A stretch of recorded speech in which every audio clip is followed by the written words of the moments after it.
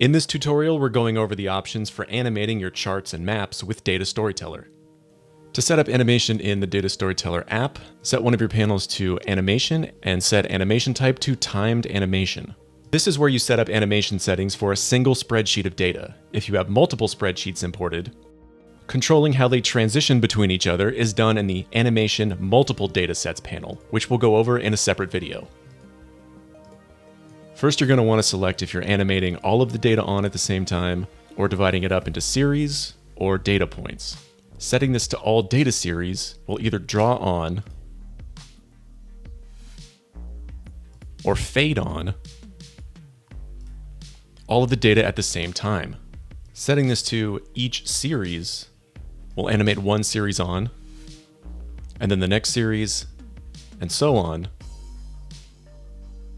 until they're all animated on. If you're using a chart with multiple dimensions, the rows or columns that are grouped together by color are going to be your series that animate on together. Each data point animates each individual cell of data one at a time.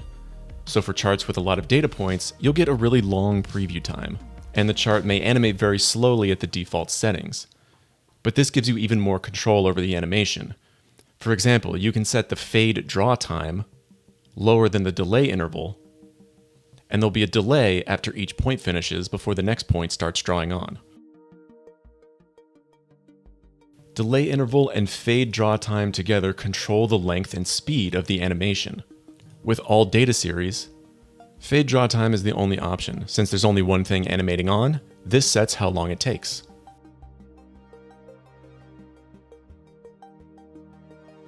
For each data series and each data point, the delay interval option appears.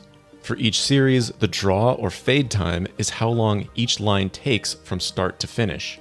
The delay interval is how long there is between one line starting and the next line starting. For example, if draw time is set to 1 and the interval is set to 1, each line will draw on for 1 second and then the next line starts right away. And since I have 5 series, the total time is 5 seconds. If I increase the draw time to 2, each line will take 2 seconds to draw on. And after the first second, the next line will start.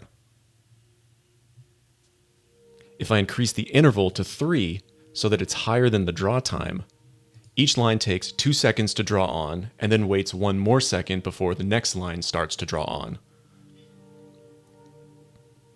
Each data point works the same way, except the draw fade time controls how long between each point. When this is set to 2, each of these data cells is going to take 2 seconds to draw on. The delay interval is the main factor in how long the total animation is. So when you have a lot of data points like this, it can make the total animation time extremely long, but you can reduce it as low as you want to get the timing right.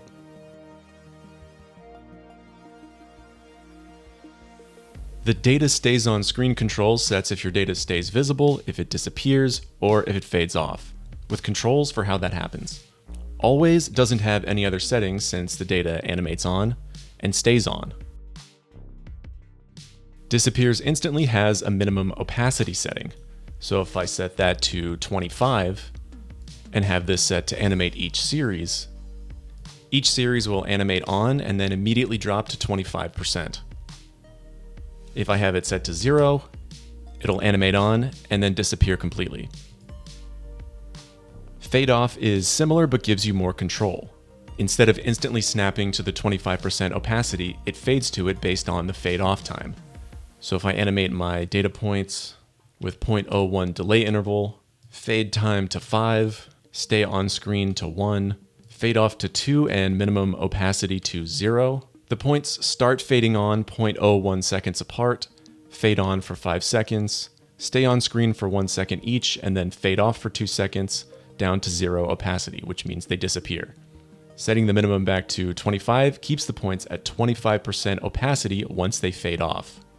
This gives you a lot of ways to customize the timing of your animation, and you can preview it quickly in the app where it doesn't have to render. For the most control of what's on screen though, you can set the animation type to animate range filter. This lets you know that you need to save back to your host app to use the range and filter controls, which can be keyframed.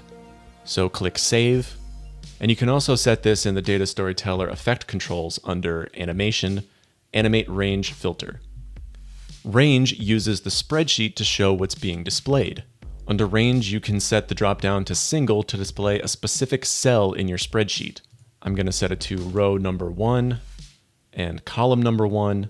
This is looking at the cell that's across between the first row of data and the first column of data, which is B2. So if I want to show the data for Sweden in column 2, I'm going to set it to column 2, and then it's the 10th row of data. You can keyframe these row start and column start settings to highlight any specific data point one at a time. To show multiple rows or columns, you can set the range dropdown to columns, rows, and for non-maps, across or down. For example, I can set this to start at row 1 and end at row 4. It's showing the first 4 rows of data in my spreadsheet. I can keyframe the start and end to control which rows are displayed at what time.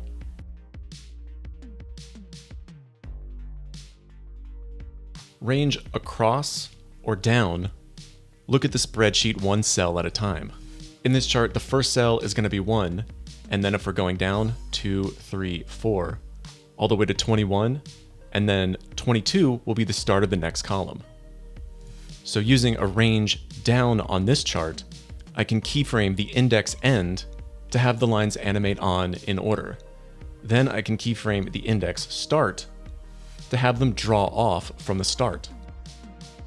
Or keyframe the index end back to 0 to have them undraw, starting from the end. So you can use keyframes to animate, or just set these controls to display the exact range of data you want without animating. The other option under Animate Range Filter is Filter. This has 3 options: above, below, or between. Above sets a threshold high. At 65, it's only going to show data that's at 65 or above. Below sets a threshold low. At 65, it's only going to show data that's at 65 or lower. And between shows the data that are between your high and low. So I can set the low to 60, the high to 70, and it shows my data that's in between 60 and 70.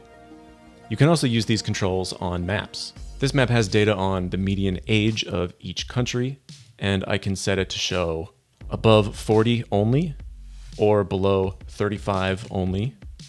And I can filter the data and also use range to animate it on. These effect controls give you the ability to sync up exactly what you want to show with an existing project. And you can switch back to timed animation in the Data Storyteller app if you want to set up a quick animation that's easy to preview. For more tutorials, check out our YouTube channel, email us with any questions at cs@digitalanarchy.com, and you can download a free demo of Data Storyteller or any of our other plugins at digitalanarchy.com.